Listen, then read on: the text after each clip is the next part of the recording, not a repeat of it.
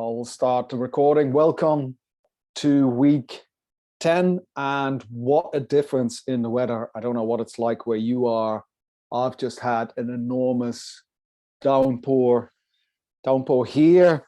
So week 10, which is where we at. So we have lectures today.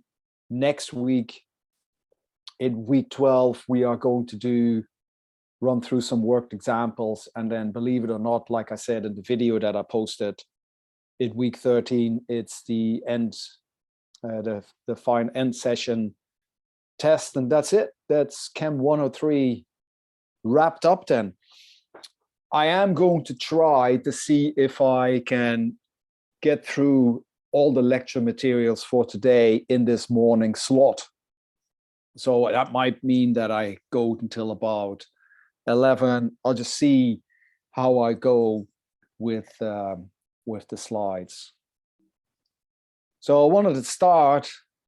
As you know, I am hopelessly addicted but not very good at surfing, and there was an article that I read last year about surfing bees, and what it actually says. You actually have to read the article a bit better because it doesn't actually mention surfing, and the picture of the person that you see there on the foil is not me, because I will probably injure myself. But this article came out from Caltech in Pasadena in California, and it says honeybees use their wings for water surface locomotion.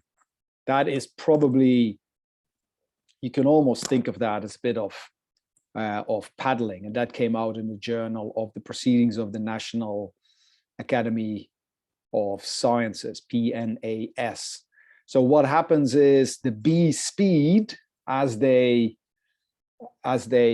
measure this, and the interesting bit in this article as well is they literally got the bees from a garden in Pasadena, California. So 3 body lengths per second. So if you translate that to me, I'm about 6 foot or 183.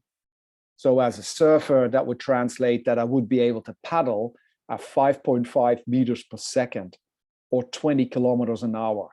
That is phenomenal. You know, if you can paddle that fast, you can actually catch up with fast moving waves. A lot of the times, you know, you're paddling for a wave, but you can't get at it because the wave is moving too fast. And to give you an indication of all the tracking that I've done, when I surf around here in the Illawarra on the south coast, if I on a wave maintain an average speed of 20 kilometers an hour, I'm doing pretty good. So being able to paddle that fast would be fantastic. But that's obviously not possible. Paddling is usually a lot slower, like quite a lot slower, at least for a kook like me. So one other thing is, I just want to talk a little bit about some polymeric materials. So this was the car I was driving last year. It's a Hilux. It is known to be unbreakable, except if you go through the video. What did break off was the volume knob. So what I used, I just designed, and I mean, it's a knob. It's not that hard to design. I used computer-aided design. As a student and as educators, we get free access to something that is called Fusion 360, which you can use for non-commercial properties. And then I designed it, and I used PLA, polylactic acid, of which you can see the structure here. Now remember, these square brackets indicate that we have a repeating unit. So there's a carbon here, a hydrogen, a carbon with an oxygen, another oxygen, and then you get the repeating structure. And that's called polylactic acid. It's got really nice rheological properties. We spoke about rheology last week, and rheology means the resistance to flow. So when you heat this, you can get really nice properties. You need to heat it to about 210 degrees centigrade, and then you can do what is known as additive manufacturing. So manufacturing by adding layer upon layer. One of the examples of that is 3-dimensional printing, which you can do. You know, these things cost really nothing. Just out of your field of vision here, I've got a Creality sitting here at home, made by a company called Creality. They're really cheap to run. They probably cost I think I bought mine for 500 or 600 Australian dollars. And you can buy polylactic acid for probably about, I think it's something like $30 a kilo. So you can get quite a lot of nice materials out of that. And that actually is a picture of the printer that is on to the left of me. And I've used this to make fins. So you can see here on the picture on the right-hand side, that's one of our fin designs that has a bumpy leading edge. They've been in my 20 since the 25th of February, 2021. So as of yesterday, I surfed that board again. So it's obviously a 20, so I don't surf it in very large waves, probably up to about 3 foot, but it's still surfing. Those fins cost absolutely nothing to make because PLA is so cheap and you can just make them at home. And the beauty is, you know, should one of these fins break, it's very easy. I just print off another one at home. No real thing allowed. There are some things that you got to bear in mind when you work with PLA. PLA is not a material that you, if you have your surfboards, you could leave in the car because it can warp and it can disfigure. So it is something that you need to be careful with. But the fins are working. So that's probably, you know, that's an upshot in terms of engineering materials. So what assignments are still open? There is an online assignment 2 open in week 10, which opened on Monday and is going to close tomorrow. And then next week we're going on to the concrete report, which will be marked. And I have a couple of slides about that. So the formal concrete report will open on the 16th of May, which is next Monday. There'll be a submission of a report involved, and it will close the 27th of May, which is in week 12. So all the info will be on Moodle. It's not timed. You have to write a report. There'll be some guidelines put up. So the minimum report size. So just have a look at all these guidelines. Is the assignment closing on Friday? Yep, Edmund, let me just go back to these slides. Online assignment 2 closes Friday the 13th of May at 1 minute before midnight, just like assignment 1 did. So you've had 5 days to complete it. I would normally think that you can easily do this in about half an hour or so. So look at all of these. I will put all this up on Moodle as well. So have a look at what is included and what is expected for this concrete report. So between 400 and 600 words, you should number your pages. Obviously, when we do the references, they're not going to be included in your word count. You need to use a particular format, so 12 font size, double space. And as with most things with a report, you know, make things look nice. If it's pleasing on the eye, that usually helps. And there are some instructions on how to structure your report. The experimental data you'll actually get from a video. There's a link there, but I'll put that up. And there's also something you need to look back to your first laboratory class when there was a little bit of stuff that we did on the concrete. That is obviously not absolutely necessary for this because the online students didn't do that. So really what you need to do is to look at the video and check, you know, how to get the data out of it. You'll see somebody doing an experiment. You will also hear one of my colleagues talk a little bit about the labs, but you can ignore this because I'm using a lab that was made, a video that was made when we were at the height of the COVID in 2020. And you'll also be giving some model data. And then what you do is you write your report based on the structure outline. And you obviously do this. You need to submit it in Word or PDF. It will all be on Moodle. And then most importantly, you should have a look at the marking scheme. So the marking scheme will be something like this. It will tell you what you should have on each page. You know, page 1, for example, should have the title. It should have your name and your student number, your subject code, and the name. So CHEM103 Chemistry for Engineers, the date of submission. These are all crucial bits for submission of reports, not just for this subject, but just in general. And then you go on to an introduction. What is concrete? How was it made? And then add a couple of references. And most importantly, you got to tell the reader or the marker that is going to look at this, what is really the aim of this report. And then you go on to the experimental section. How would you obtain your experimental data? So you can talk about the video and how the data was extracted. And then you get onto the bits where you would plot the depth data. You would obviously, if you put a figure in there, you would have to give it a number, like we usually always sequentially number of figures, and put a caption for figures. The caption is below. For tables, on the other hand, the caption is above. And you would then comment and describe what you see in this figure. Then you end up with your conclusions, and you couple back to the aim of what you were trying to investigate. What are your main findings? What did you see? And then section 6 would be, you can have some references. So there'll be a list of references.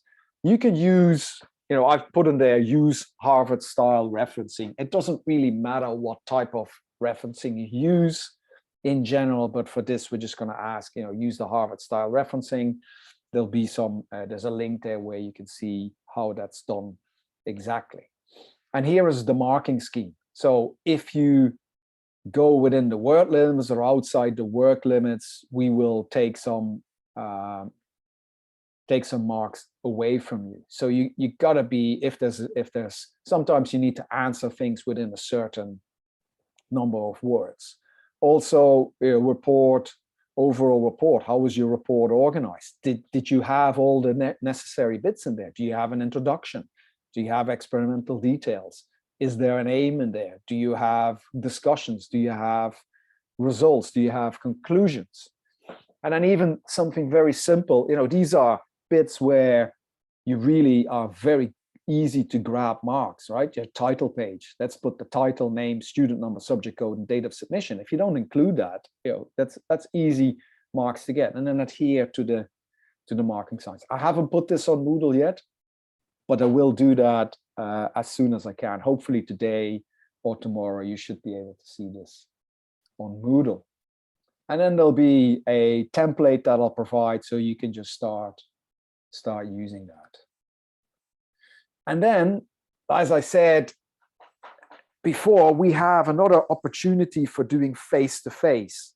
So next week, there will be some face-to-face classes. So because we're not doing experiments, they're not really a lab class, they're more a lab experience. But I will be there with 2 of the demonstrators, and you can come and get help with the concrete report. It will open next week. You can come and come and get some help. Come and talk to us, or just come and have a chat. I will be there Monday 9:30 till 11:30, and Monday 12:30 till 2:30 p.m. Just note the locations. They're in the same places as where you went to your tutorials. So come and have a chat. Even if you need some guidance to talk you through how, what is in the videos, that's literally what we're there for. And that's what the demonstrators are going to be there for as well. So we've only had 5 weeks in this subject for face-to-face opportunity. So if you can, and you are anywhere near Wollongong, then please come and make use of this. It is a good thing. Even if you just come to say good day, it's always good to see everyone. Okay. A little bit more. So we're not going to do in the labs, but I am always amazed at these pictures that I see occurring. So here we've got a gentleman who is obviously working with something really nasty because his gloves are over his safety thing, and he's holding something up, but he's not wearing any PPE around his eyes. So it always amazes me. Even the people in the background are not wearing PPE. So the gowns indicate that he probably is working with something nasty, but he is missing a particular part of the glasses.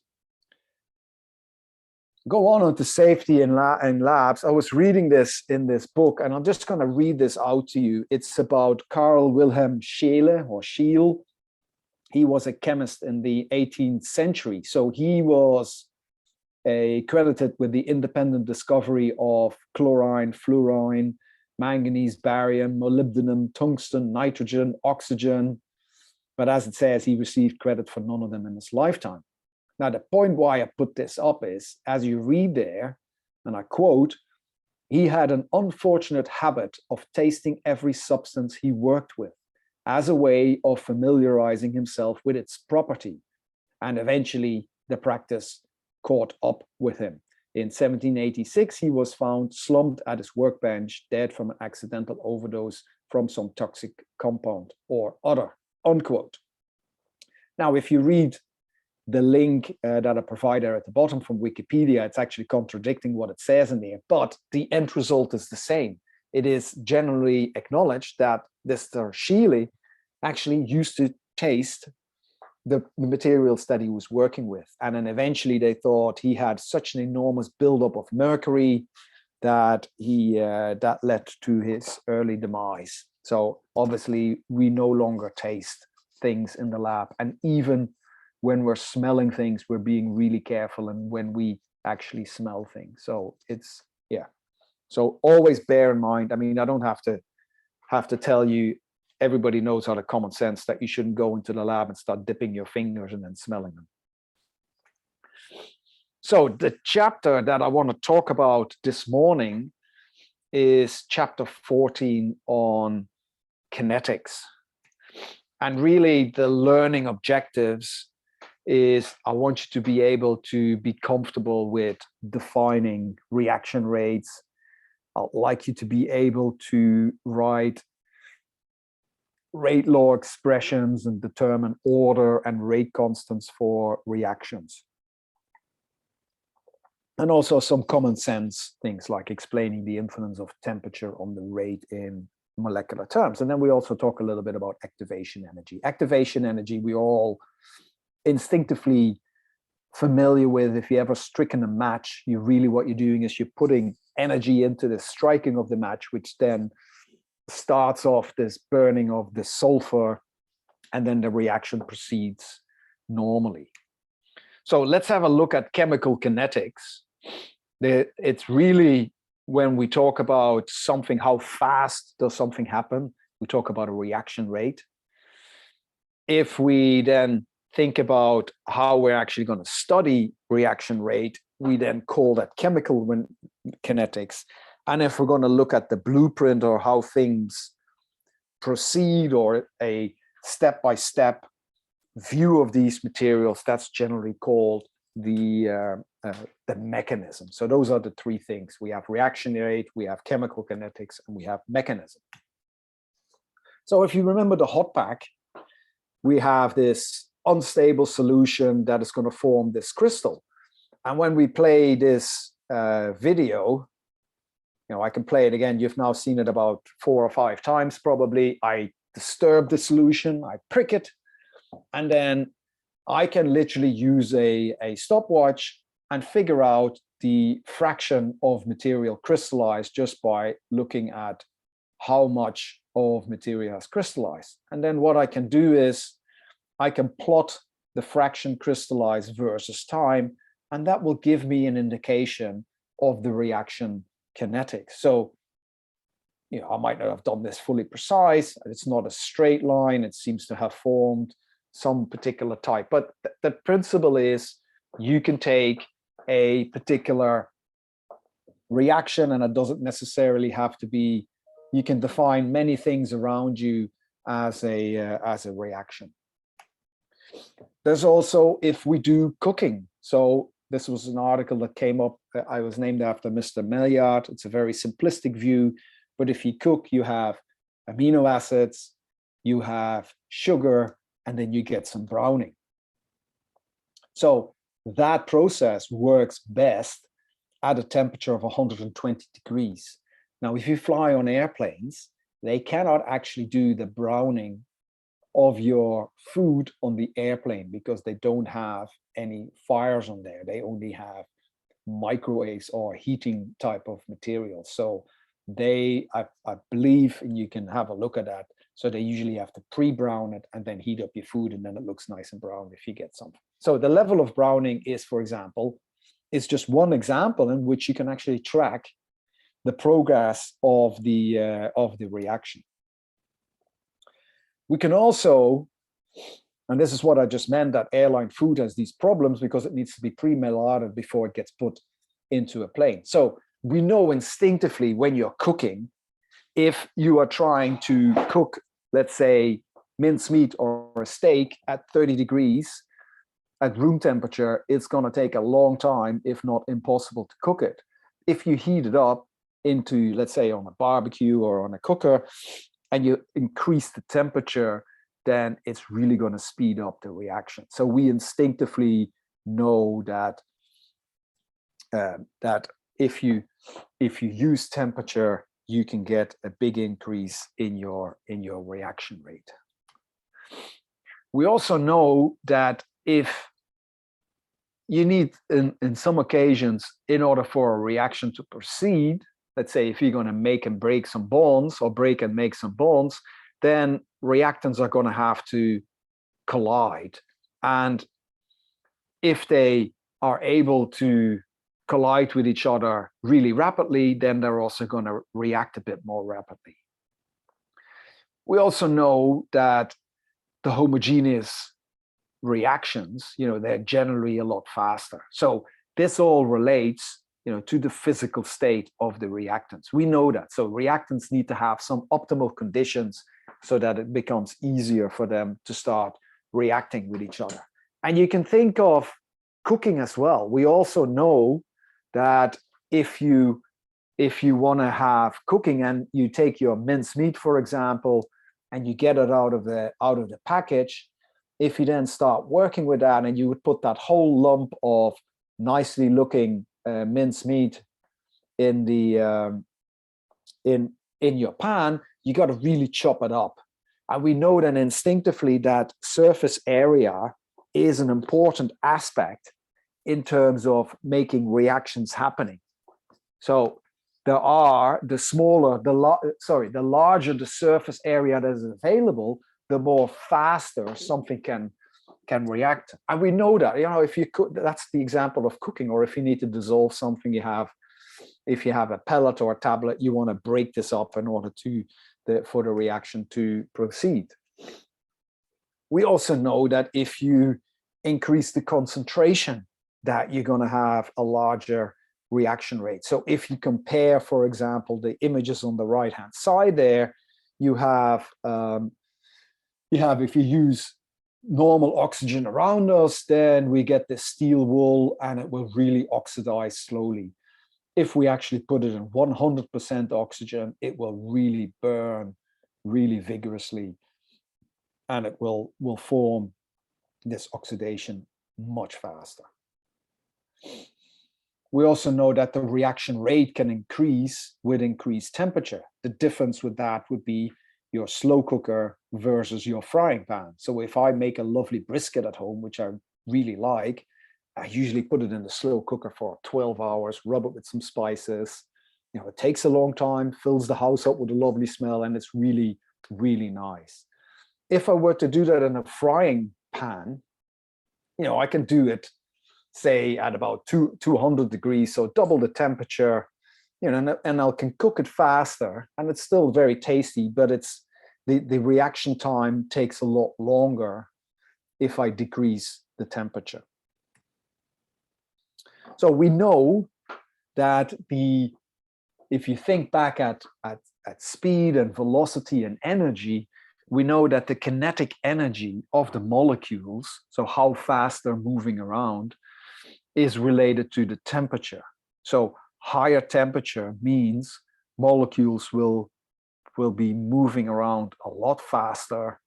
There will be many more collisions, and the energy, and that's related to the amount of energy that is there. We know that instinctively. If you heat up if you increase the temperature, you're going to get better you're going to get faster reactions occurring.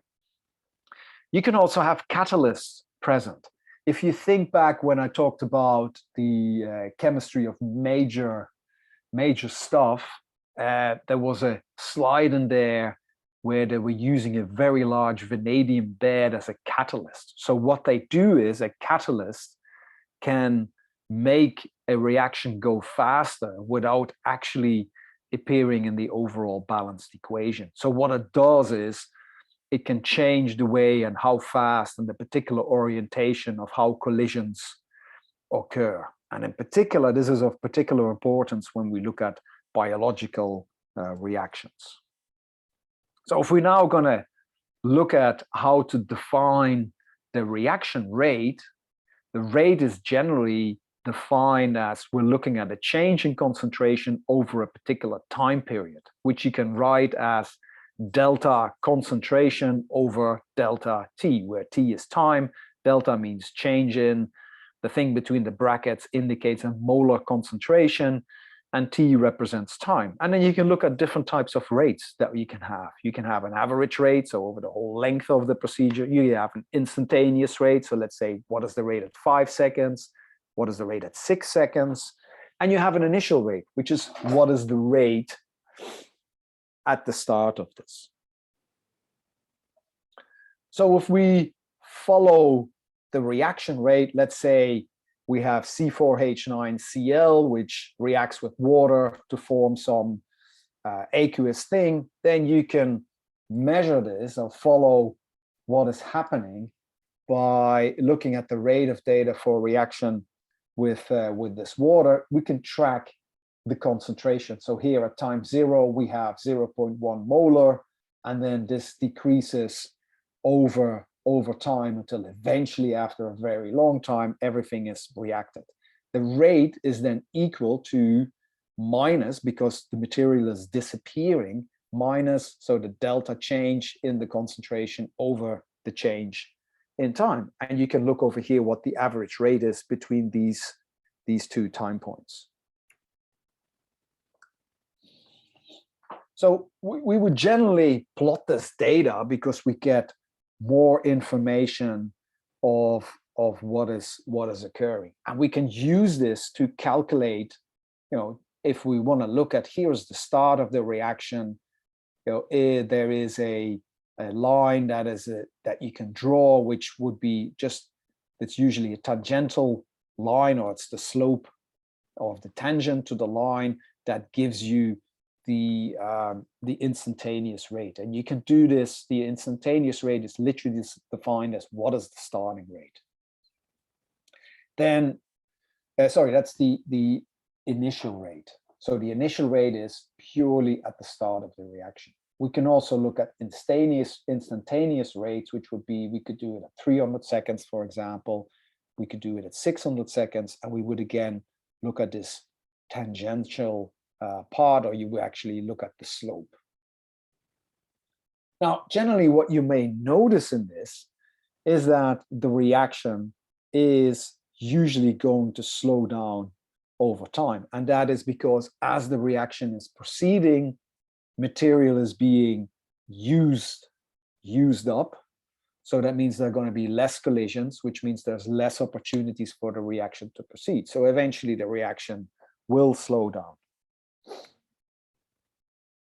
And we also have something that is called reaction rates, and this is where our stoichiometry will come back. We also have a sign. So if in this reaction we look at the material, the reactant, we can see how fast the reactant is consumed by using the minus sign, or we can look at the products, and then we would have a positive sign, and that would give us an indication of how much material is produced.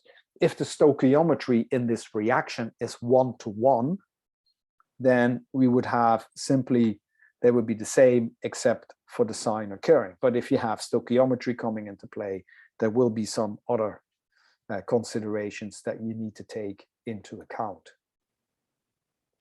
So, for example, if we have 2 oxygen 3s, gas goes to 3 O2s, then we know that the rate of consumption, because we have this relative rates, that half of these the rate of change, half the rate of change of the products of the reactants is equal to 1/3 the rate of change of the products. And you can just work that out by the stoichiometry. So you recognize that the 2 here goes into the denominator and the 3 goes into the denominator here. So if we then want to know, how do you actually go about in finding out what effect concentration will have on the rate of reaction? So we can do that by only changing one variable and keep the rest constant, so we know what the conditions are. So in this case, if we have 2 reactants, we always keep the concentration of one of them constant, but we change the concentration of the other reactant. And that should be able to allow us to work out how each of these reactants then has an impact on the rate. So, for example, if we look at experiments 1 to 3, we have kept the concentration of nitrogen dioxide ion the same, but we've changed the NH4 plus concentration. So we double it each time. This is between experiments 1, 2, and 3. And we look up the observed rate. So the observed rate, look, each time we double this concentration, the observed initial rate doubles.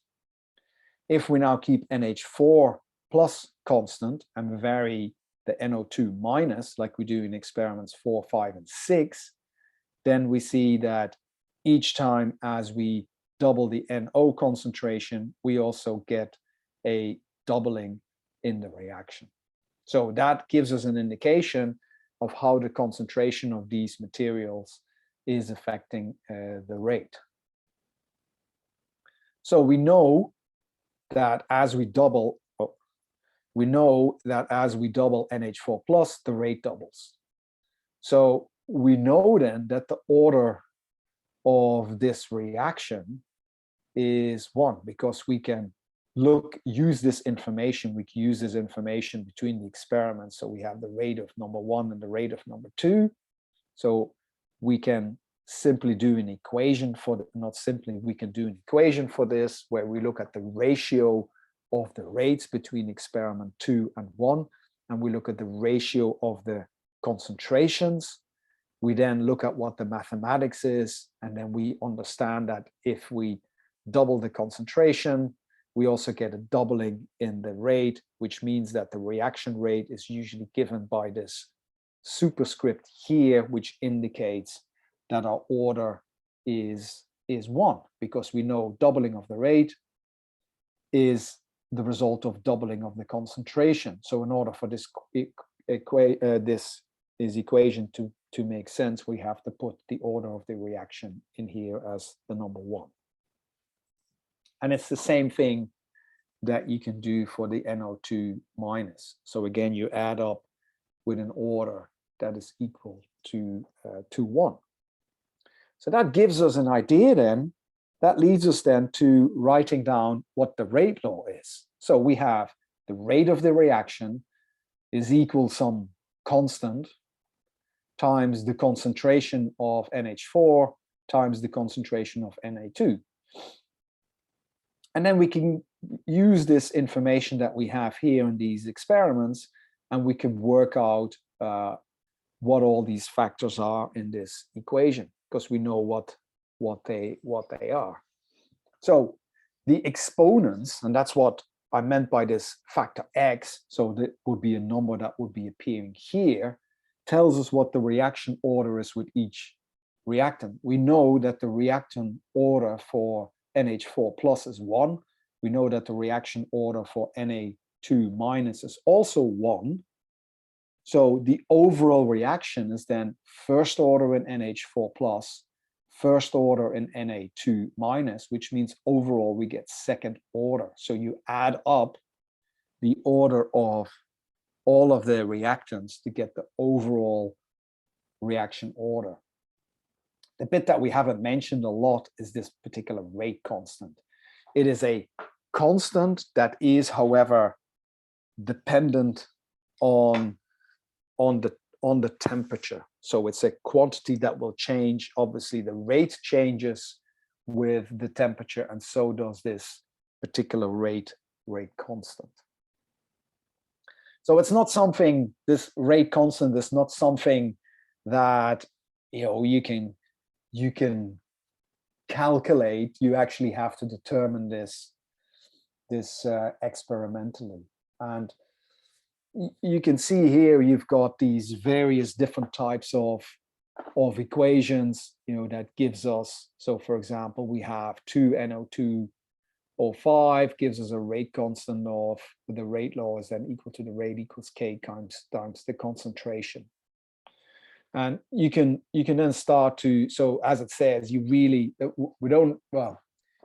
it's something that you do really need to look at experimentally, and people dedicate their careers to determining what these rate constants are. What we can talk about is what K can tell us. So if we have a rate constant that is in the order of billions, or 10 to the 9, we would usually say that's a really fast reaction, because that immediately means that the rate itself becomes incredibly high. If we have rate constants of 10, then we usually define them as being pretty slow.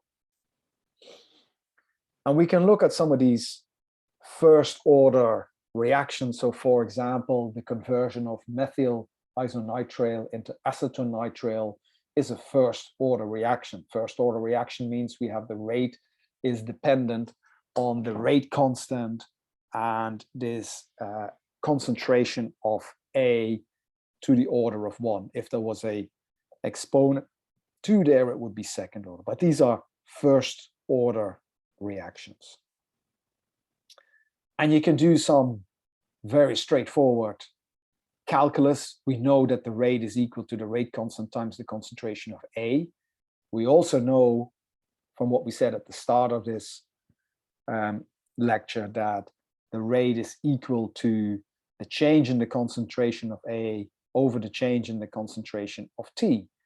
If we substitute this, we get that the rate constant times the concentration of A equals to the change in the concentration of A over delta T. You can rearrange this.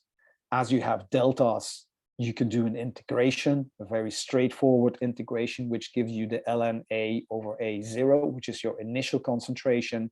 You can rearrange that again, and then you will note that this follows the equation of a straight line. So we have a variable ln concentration A equals minus kt. K is your slope, or m.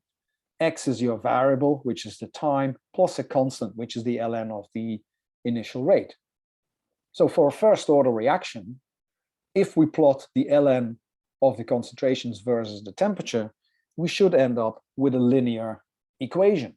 So if we have the CH3NC going into, so isotonitrile to acetonitrile, if we plot the ln, let's say of, you can do this in terms of pressure or concentration versus time, we notice that it's a straight line.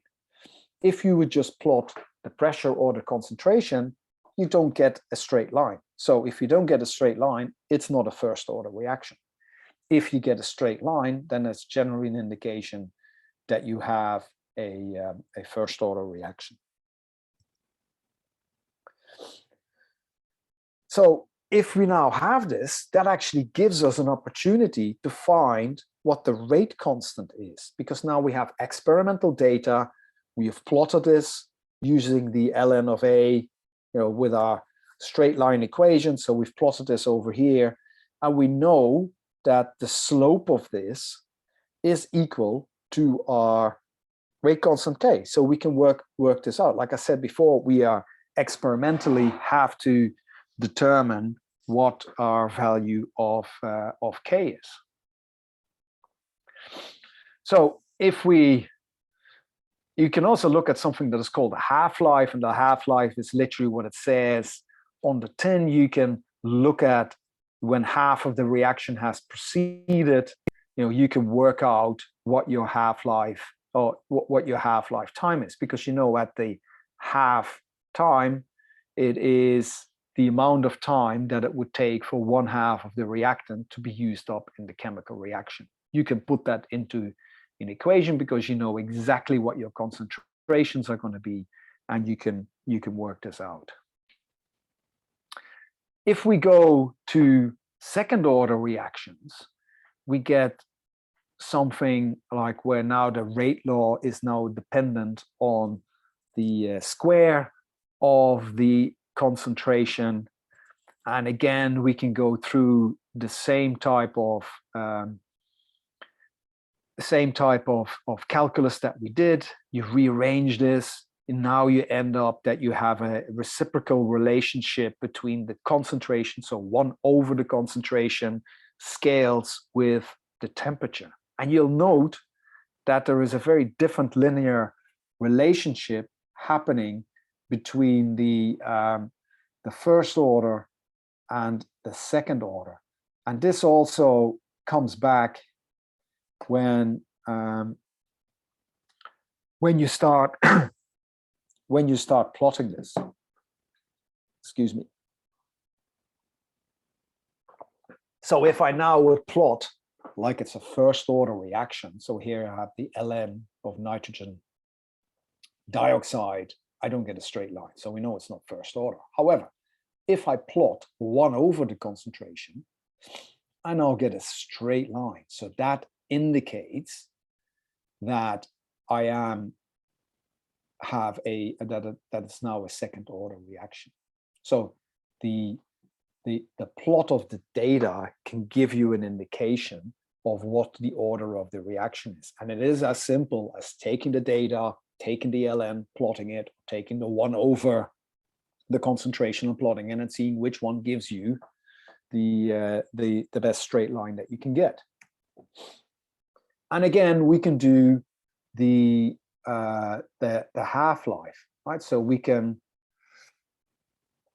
figure out what the half-life time is again. And in this case, we know that half-life is a concentration-dependent quantity for second-order reactions. If I go back to the first-order equation, it is actually not a concentration base. If you see there at the bottom, the half-life time is actually dependent on the rate constant, and that obviously depends on the equations that we'll be using and the dependency of the rate on the concentration. I'll just go forward again. So there is one other one that we can look at, and that is a zero-order reaction. And what that tells us is if we have a rate, and no matter what we do with the concentration, the rate is not influenced by the concentration. The rate is purely impacted by and defined by the rate constant. So these are known as zero-order reactions, and we know that they are linear in concentration. So you can work out exactly again your delta A over delta T, just like we've done before, and you end up that the concentration of the instantaneous concentration is equal to minus the rate constant times the time plus the initial concentration. And again, you can plot this. So if you plot the concentration versus time and you have a first order reaction, you will get a nonlinear line. So you know it's not a zero order. If you, however, have a zero order, it just ends up as a straight line where the slope is over here is equal to minus k. The slope is not minus kt, the slope is minus k, of course. Or the slope is equal to minus kt.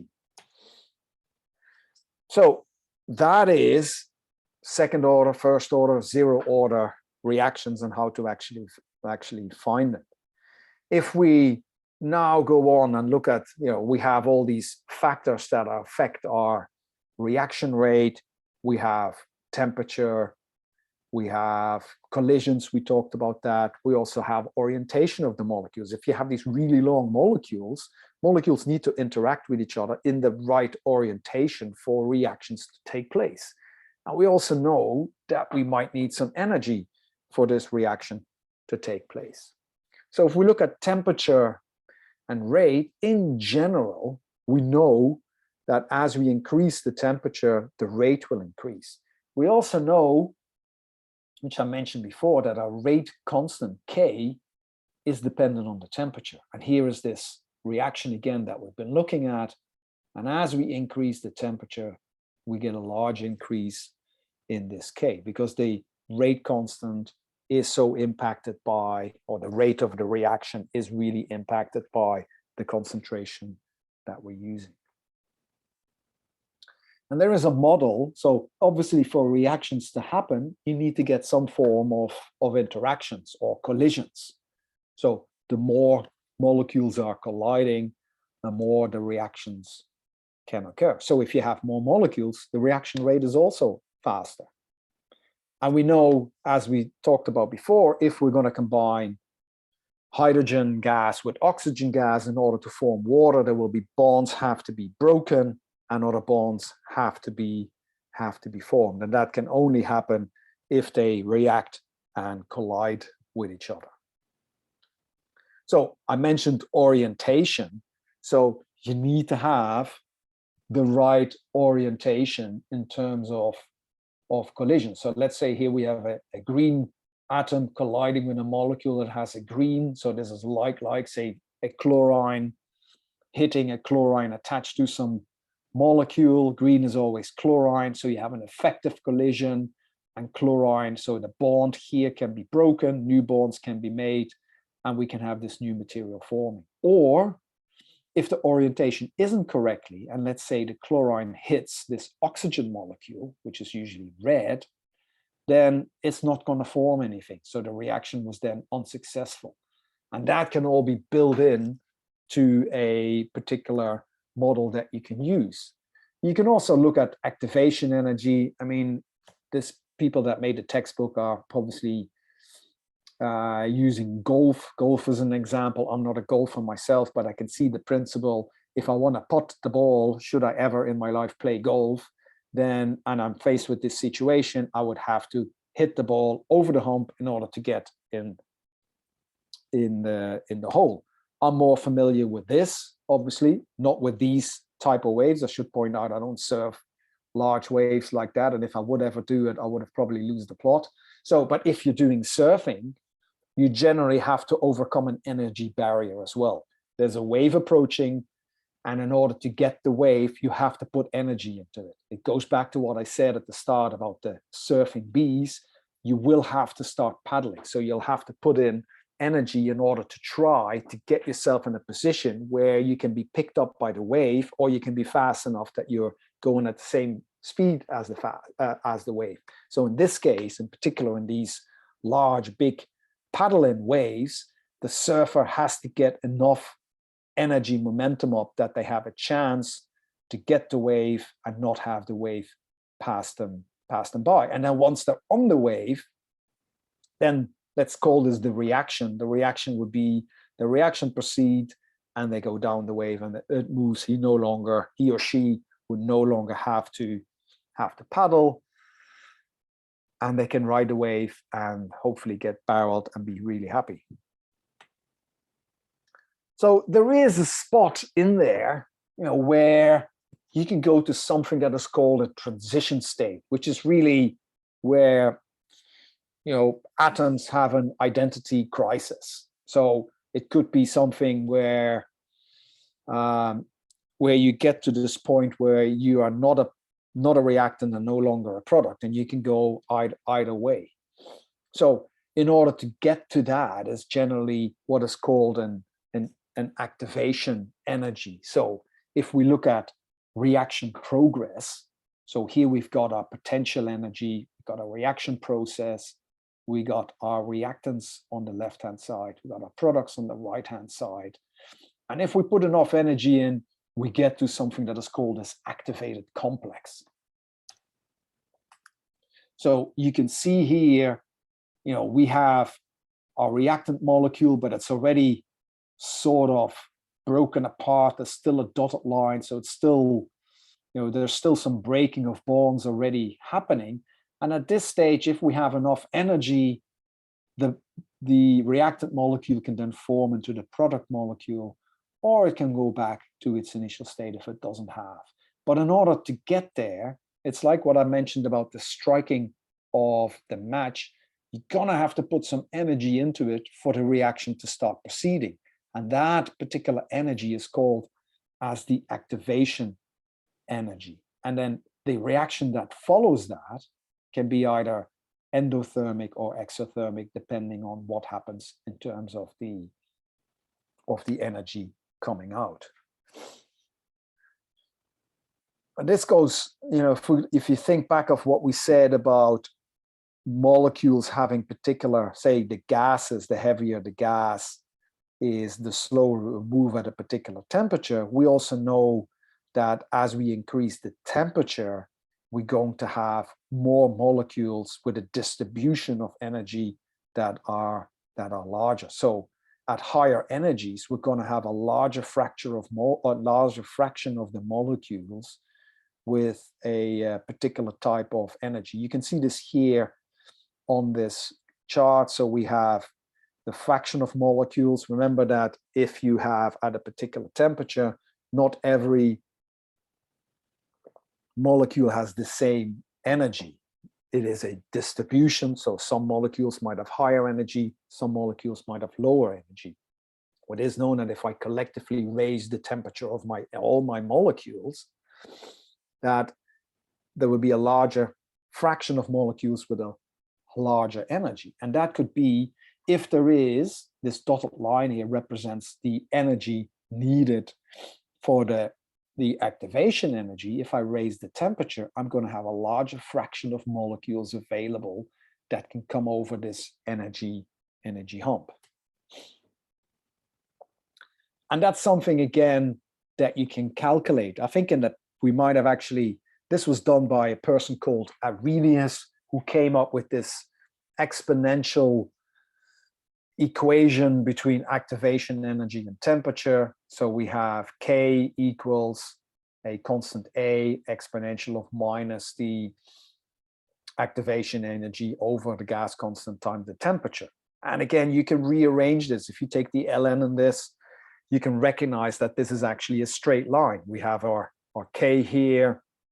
We have a temperature that is a variable. And this, by the way, is as difficult as the mathematics come in this. We're generally talking about straight line equations and some simple integration. And if you now plot the ln of K versus 1 over your temperature, then the slope will give you the activation energy. So if you carry out reactions at different temperatures, it is a way of calculating what your activation energy is.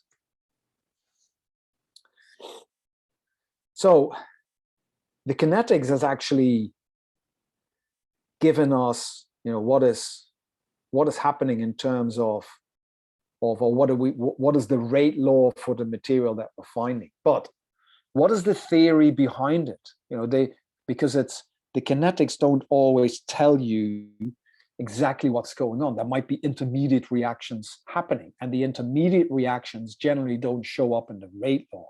So for that, we need to look at a mechanism, and the mechanism is really a blueprint that tells us how the reactants that we have are going to start to become products. So, for examples, you know, a reaction can just happen all in one go, right? So there is A goes to B, bang, done. Or it may go that in order to go from A to B, it first goes from A to A1 to A2 to A3, and then it goes to B.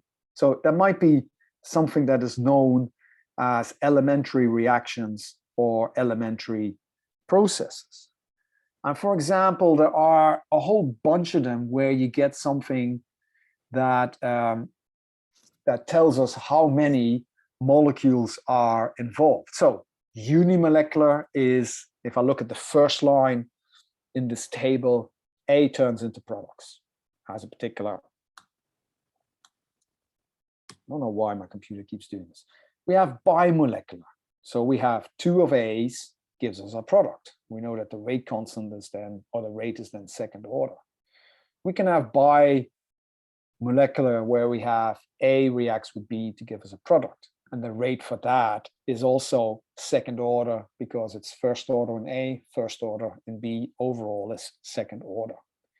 We can have term molecular, various versions. You can have 3 A's, 2 A's and a B, an A, B and a C, 2 B's and a C, various bits. And that will be third order in total.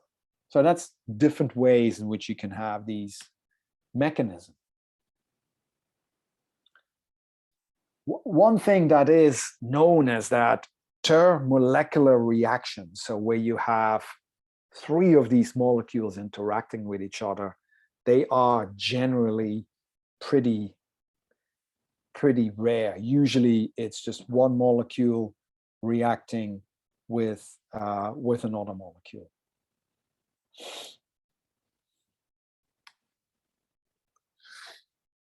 And as with a lot of things around us, if you have something in there, if you have a step that is really slow, then it is really going to end up determining the overall rate of your reaction. So the way the people that wrote the textbook are explaining this, the cars on a road can only travel between this point here on the left and this point at the right at a speed that is completely dictated by what happens between the toll plaza. So their speed is determined by what they do in here. And it can be the same in a reaction. You can have a reaction that goes from A to B and from B to C and from C to D. So the reaction between B and C, or toll plaza A and toll plaza B, is going to be your rate determining step. That is really how fast toll plaza A turns into toll plaza B is what are going to give you the overall rate of your equation. That's usually everything is only as strong as its weakest link is another way of looking at this.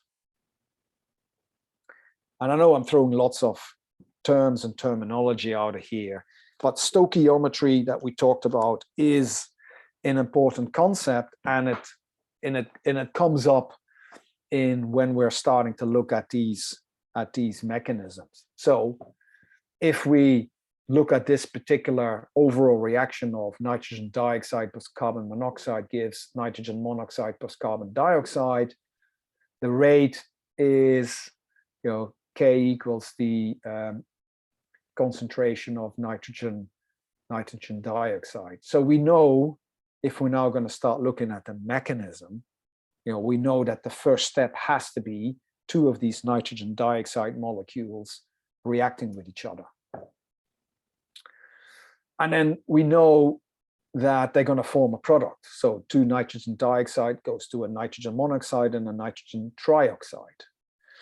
However, nitrogen trioxide is not in the stoichiometry. So let me go back a slide. If we look here at the top, it's not really, we know that this is the overall equation. So there's no nitrogen and trioxide in there, which means that we have an intermediate, or if you remember back, we had spectator ions when we looked at net ionic equations. It's similar like that. It's something that is in there and it's reacting and it's present, but it's formed and produced, it's formed and reacted and doesn't show up in the in the overall equation. So that means there has to be another step where all of this nitrogen trioxide is used up. And a way to do that can be for nitrogen trioxide plus carbon monoxide, which we also have present, to turn into nitrogen dioxide plus carbon dioxide.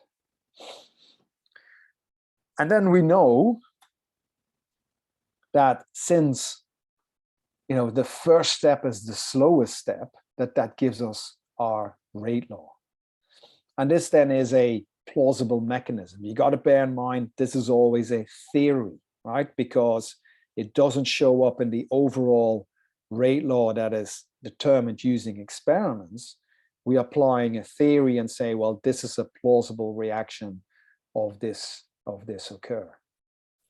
So we can also get intermediates being formed. And for that, we need to look at the potential energy versus the reaction process. So we have reactants, they might form a transition state, and then in terms of the energy, they end up in an intermediate state from which they can go to another transition state, or back here, or they can have enough energy to go into products.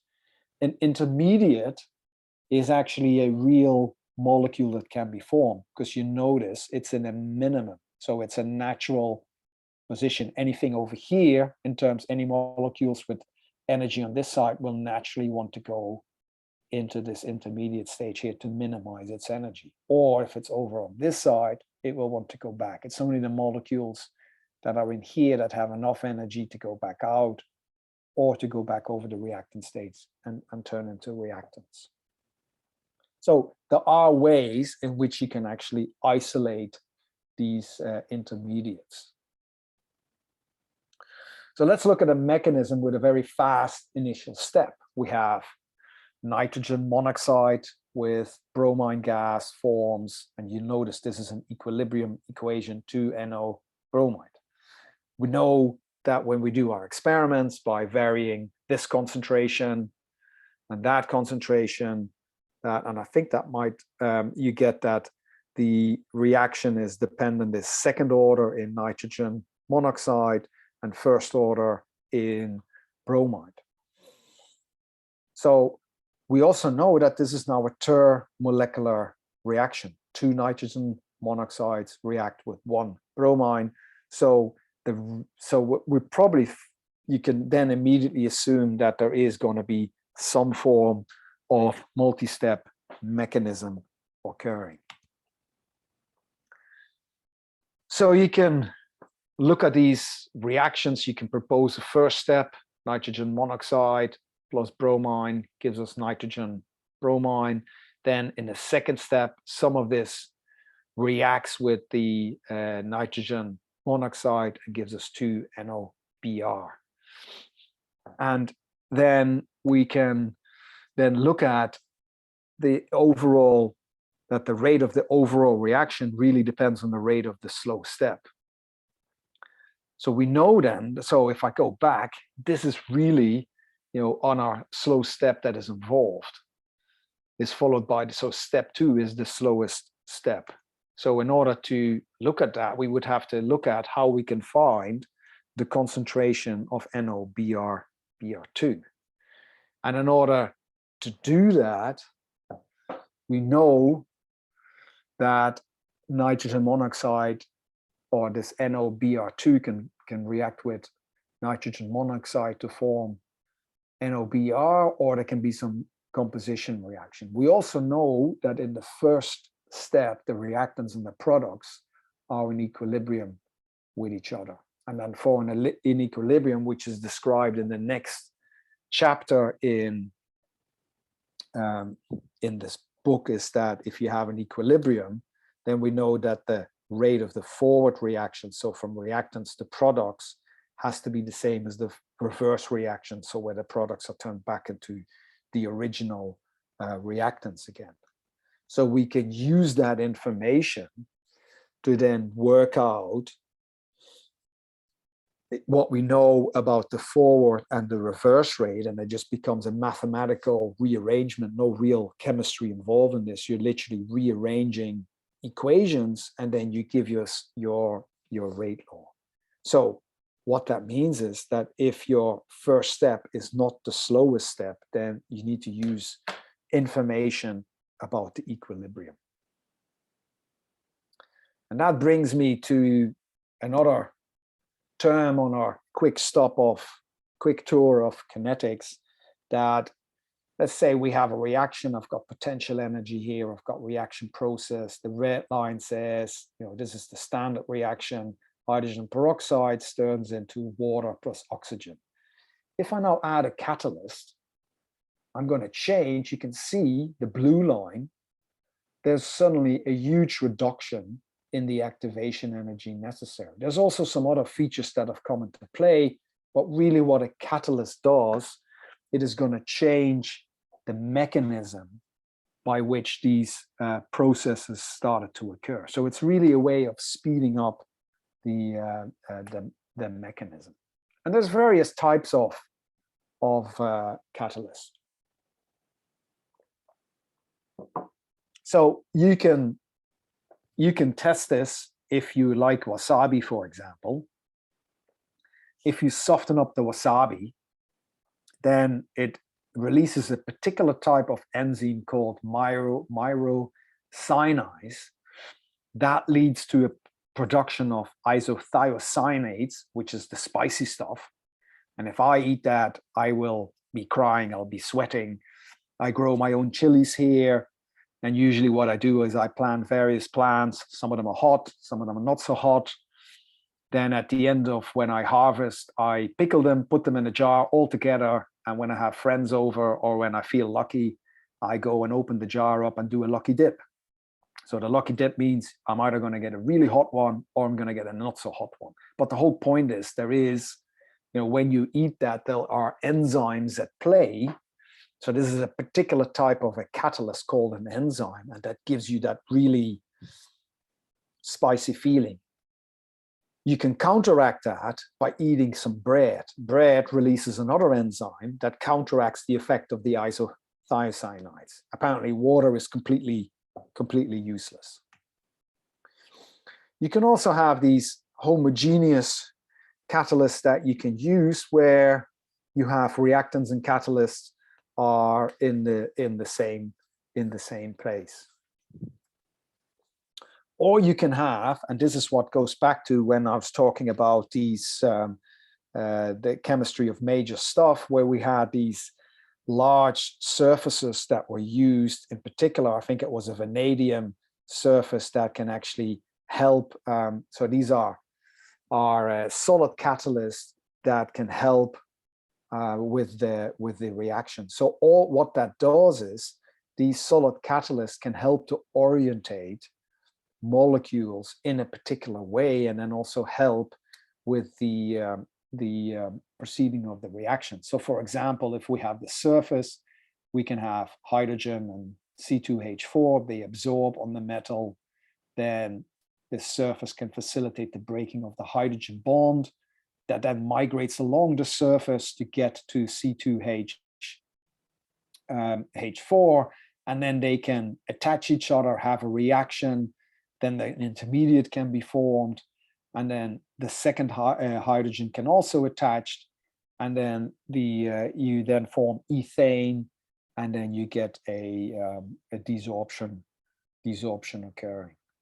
So generally speaking, the absorption of the reactions is the rate determining step, and this is a general process that gets used a lot in the production of materials.